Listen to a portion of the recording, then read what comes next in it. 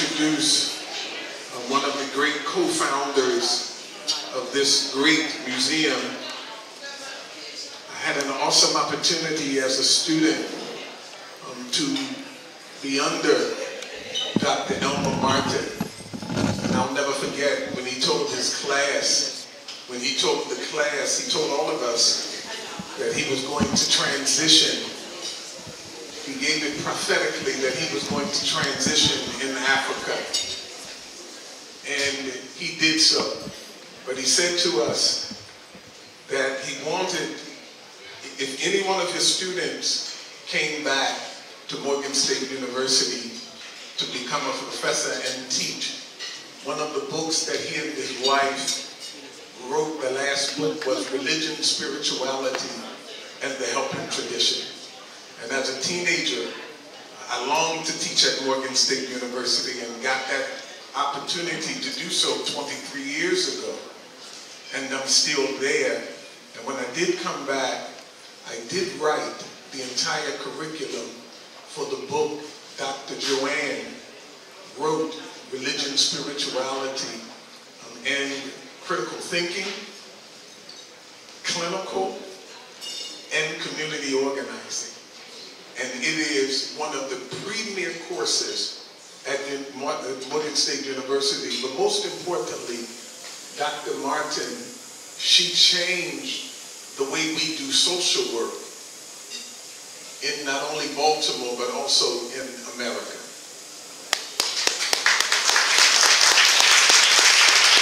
They were the first to talk about race work and how important it was and continue to be in this country.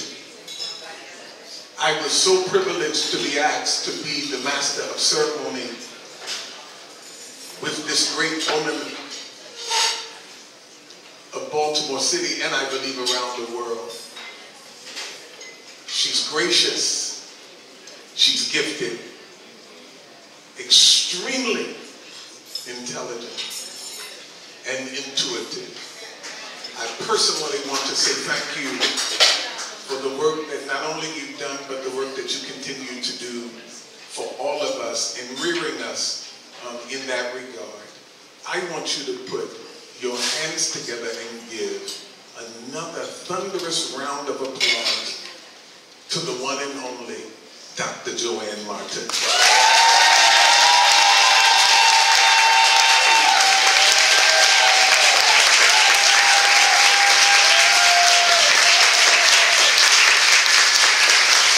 Thank you so much.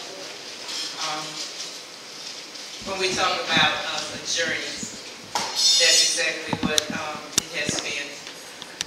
At gatherings like this, I see so many people. I've said to people like Kwesi and my friends, Marie Washington and Jackie Williams and so forth, that at events like this, I feel as if I'm at a family reunion. Because I look around and I see so many of you who have taken this journey with me and with my husband Elmer, who have stayed on this journey through our trials and tribulations and triumphs. Never want to forget the triumphs. And I want to start by reading for you in your program booklet a message from Dr. Joanne Martin. Dear colleagues, friends, and supporters, it seems like only yesterday that Dr. Elmer Martin and I opened our storefront museum on Saratoga Street in downtown Baltimore. However, yesterday was 1983. A milestone moment like this sent me on a stroll down memory lane where I discovered memories, many unshared, some almost lost to time. A number of you know the, quote, Ring story. But how many of you know that Dr. Elmer Martin was stopped by the Beltway police for having Frederick Douglass's legs hanging out of the window of the or that hearing a noise from a mechanical device Elmer and a friend had rigged up, a frightened lady ran out of the Saratoga Street Museum leaving her baby behind in a stroller. I remembered the 25 or more real-life figures in wax form that I actually met, including Dr. Dorothy Height, General Colin Powell, Shirley Chisholm, Benjamin Hooks, Julian Bond, Fubu, Perrin Mitchell, and the legendary Rosa Parks. Imagine the museum being a regular feature of Charles Dutton's situation comedy, Rock. Set in Baltimore, the show displayed the characters wearing museum hats, tees, buttons, and holding our souvenir mugs, not to mention one of our posters with Malcolm X. What a thrill it was to learn that Lupita Nyong'o from 12 Years a Slave stated in an interview that she followed the advice of a fellow actor to, quote, get down to that little wax museum in Baltimore as a way to prepare for her Academy Award-winning role. So many stories, so many ways is not only the backdrop for all museum programming, but it also symbolizes the 40-year journey and counting that the National Great Blacks in Wax Museum has been on. We are blessed that so many people have ventured with us on this odyssey. As Great Blacks in Wax sets out on the next 40 years and counting, we pause to reflect on and pay homage to our ancestors, recognize their sacrifice, give gratitude to them for their wisdom, and acknowledge their hope for those who follow them. Know too that one of these ancestors is Dr. Gilman.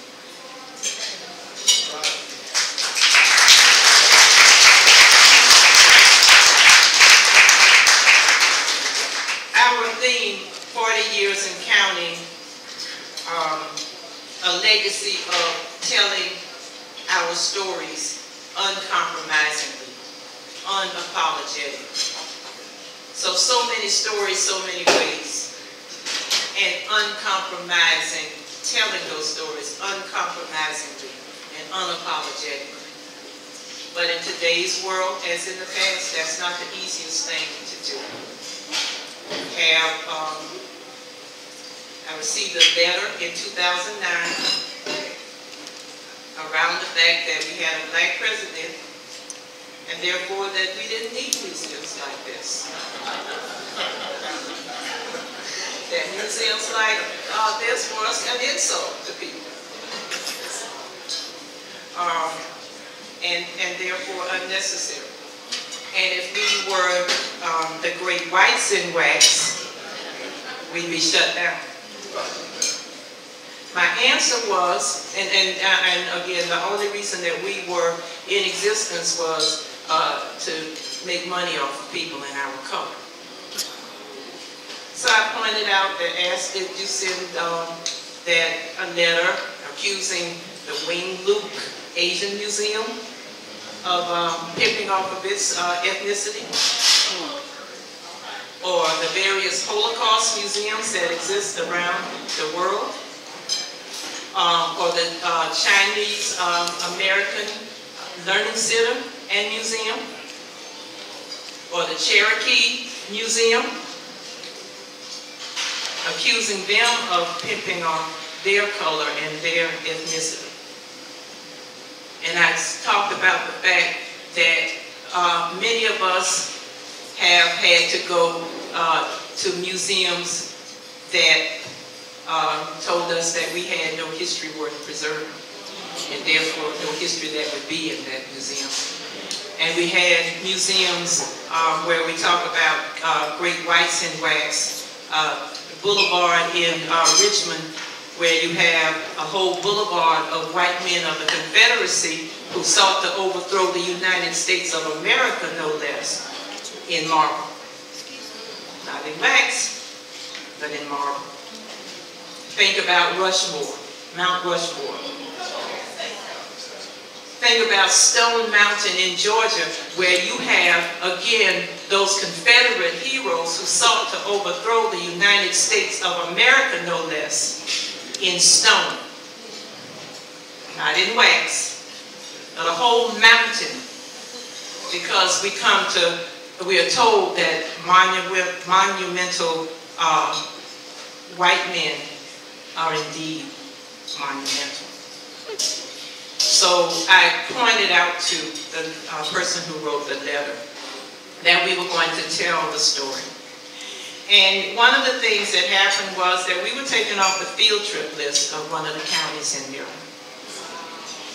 And a reporter from Channel 5 in Washington came, and she said she wanted to visit our museum at a time when most of the visitors would be white children. So she came to the museum, and the kids went down into the slave ship. And a little white girl, a little cute little blonde girl came back up, and the reporter said, how did you feel about the slave ship? And the little girl said, it scared me. And I said, oh well, it's over. Elmer and I'll be eating some more lima beans.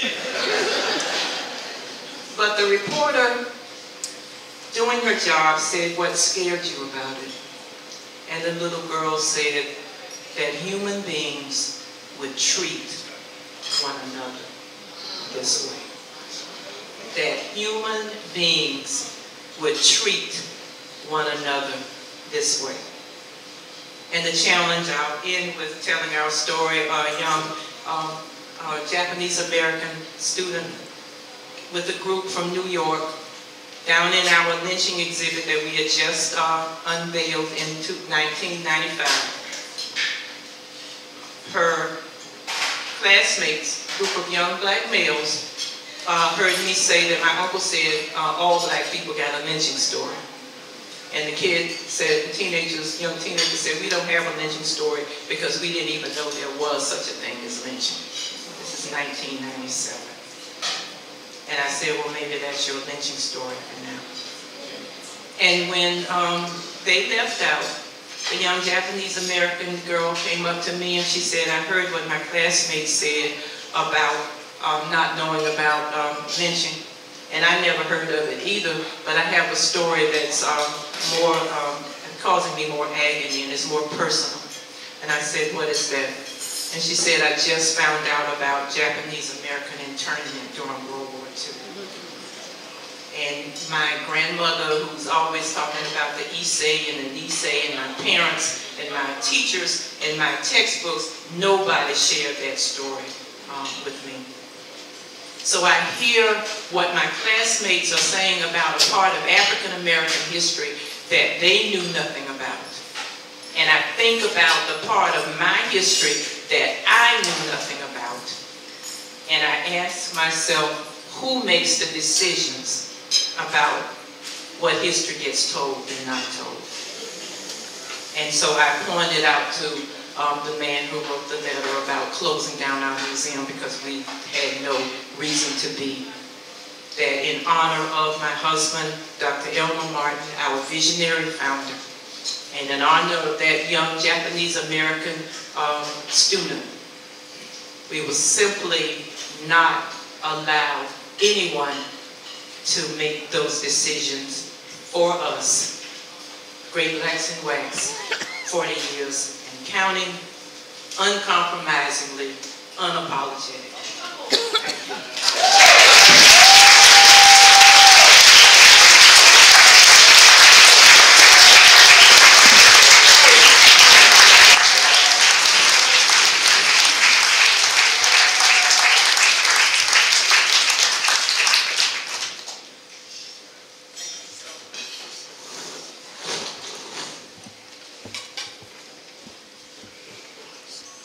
Ladies and gentlemen, Dr. Joanne Martin.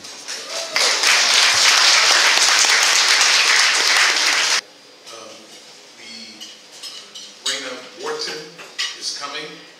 He is the lead designer and project manager of the museum's expansion. Let's receive him.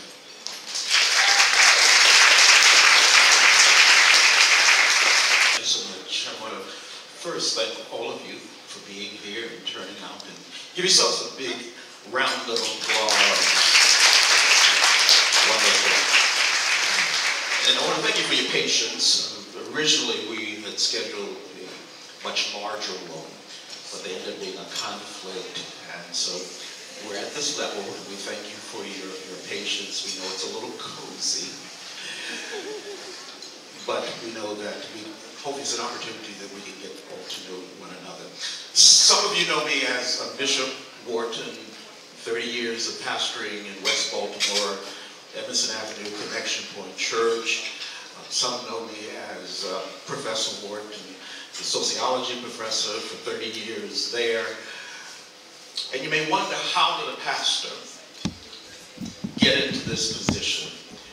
Well, God miraculously had me to retire at the end of 2019 from 30 years of pastoring. I had retired as a sociology professor, but before finishing that, I got a degree in interior design. And the Lord kind of led me to do full-time interior design, and this became my project. And in the midst, I remember that my undergraduate major was in African American Studies at UMBC. And I also sit on the board of University of Maryland's School of Social Work. And so somehow God had put all of these things together that has allowed me to be able to do this project. So I'm going to briefly go through what we have accomplished so far. If you've had an opportunity to drive past the museum in the last year, you will notice that it is a different color.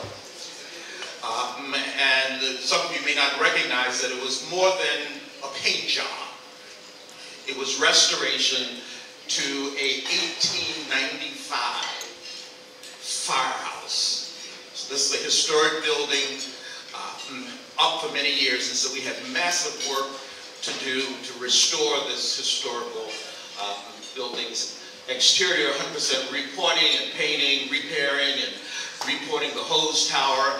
And the architect who's here, Bill Myers, he's been part of the team working on this, replacing the cornice, cladding the side. We had new windows put in, and restrooms have been updated in the lobby. And so we have put almost $1.2 million so far in the restoration of the firehouse. We were blessed to get a grant from the state for $25,000 for the community safety. We were able to enclose the open lot on the property, the parking lot, which also provided community safety. And for the rest of our construction, we have perimeter lighting. If you drive past at night, you will know that the building glows. Has anyone here seen the building at night? Raise your hand. It's beautiful, and we thank all of you who have been a part, and some of the team members are here today. We are embarking upon the next phase, being a new extension to the firehouse. And we're in the process of removing the townhouses that are remaining, and we will be building a new facility, a little over 16,000 square feet, and it will be running about $6.5 million for this expansion. And we have already raised $5.2 million.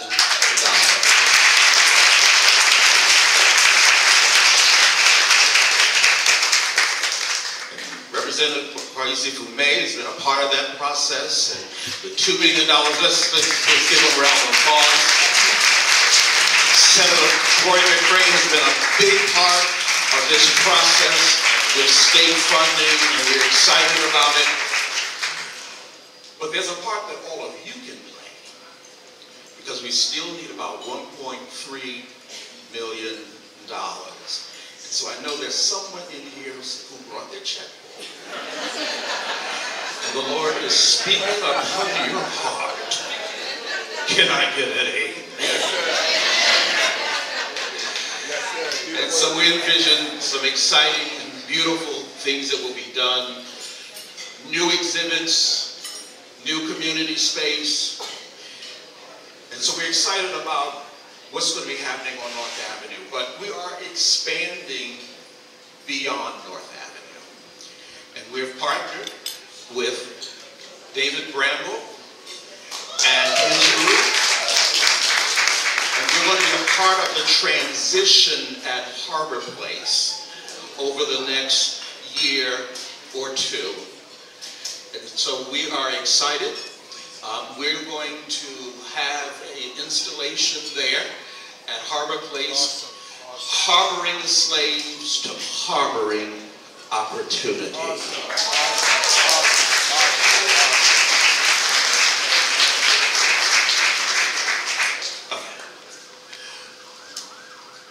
One of the things that makes this exciting is that many of you know that the Inner Harbor was a major port for slaves, for slave prisons.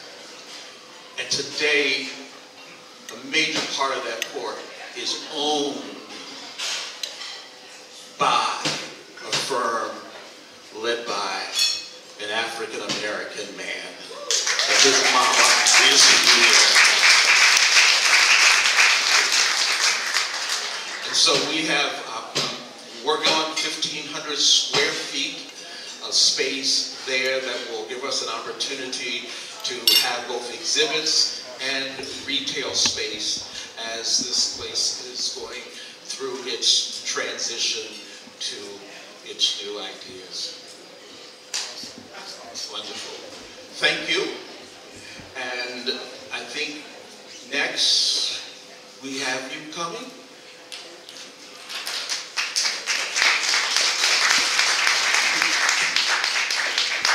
We want to take the time to introduce the 53rd Mayor of Baltimore City, Brandon Scott. Put your hands together.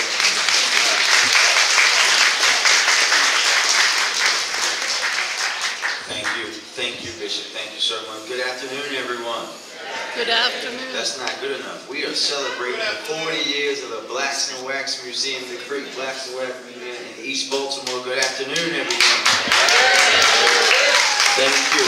It gives me a deep sense of pride to be here for my Congressman, Congressman Mfume. If you don't know, this is the man that gave me the confidence in my voice. So if you've ever been mad at anything I have to say, blame him. Comptroller Bill Henry, I know that Comptroller Brooke Learman is here. There she is in the back. Councilman Robert Stokes is here. My Senator Corey McCray is here to celebrate an institution that has meant so much to black people, not just here in Baltimore, but across this country and across this world for now 40 years. A place that means a lot to me. And when you think about, everybody has a Blacks and Wax story. Everybody. Dr. Martin, everybody. For me, and Dr. Martin knows this, the thing that always strikes me personally about the Blacks and Wax is a personal thing. When you look at the cotton, it is from Littleton, North Carolina, which is where my family is from, which is where my great-grandfather and grandfather, and where I, as a young man, worked farms in the summertime. So for someone who was born in Baltimore to go down to North Carolina each and every summer and see those conditions and work in those conditions, to go to the museum and see it represented there every single time, it almost brings tears to my eyes. And last summer, myself and Senator McCray had the opportunity to tour the museum yet again with some young people. And for me to be able to tell them the story of my family through that part of that exhibit meant so much to me, because it made it very real for them. Because we know there are so many people that are trying to push that history to act like it is so long ago. But when they're able to see someone they can touch, that they know is not that much older than them, relate to what is happening in the museum, is such a great thing. So that is my personal story. And today we not only commemorate the incredible journey of this institution, but also honor the spirit of those who have contributed to its success. As we reflect on the last 4 decades, we are reminded of the profound impact that the National Great Blacks and Wax Museum has had on our community and beyond. This museum has served as a beacon of enlightenment, breaking barriers, and unveiling of often overlooked stories of African Americans who have shaped the course of history. From the life like wax figures that grace the museum to the immersive exhibits that transport us through time. This museum has been a testament to the richness and diversity of African American contributions. And I think everyone in here knows that this world would not be what it is without black people and without African Americans. Nothing built in this country or in this world does not have the deep impact of black people in it, no matter how much they try to tell you otherwise. And I think that nearly being 40 years old, nearly myself, a few months shy of 40, that the National Great Blacks in Wax Museum has stood strong in the 1600 block of East North Avenue. I was just telling Senator McCray I got to run up to New York tomorrow because I'm getting honored as one of Black Enterprise's 40 under 40. They had to get it in now because they won't be able to do it in 3 months. I can't marvel enough about how the museum has been a living tribute to the visionaries, the leaders, the artists, the scientists, and the unsung heroes who have left mark on our world. The journey of the National Great Blacks in Wax Museum is a story of resilience, determination, and the unwavering belief in the power of education and representation. As we celebrate 40 years of correcting historical omissions, let us acknowledge the founders, the curators, the educators, and every person who has played a role in nurturing this institution. Because in the words of Dr. King, we are not makers of history, we are made by history. This is our time to renew our commitment to being active participants in shaping the history of tomorrow. Thank you, and here's to the next 40 great years of the great National Blacks in Wax Museum in Baltimore City.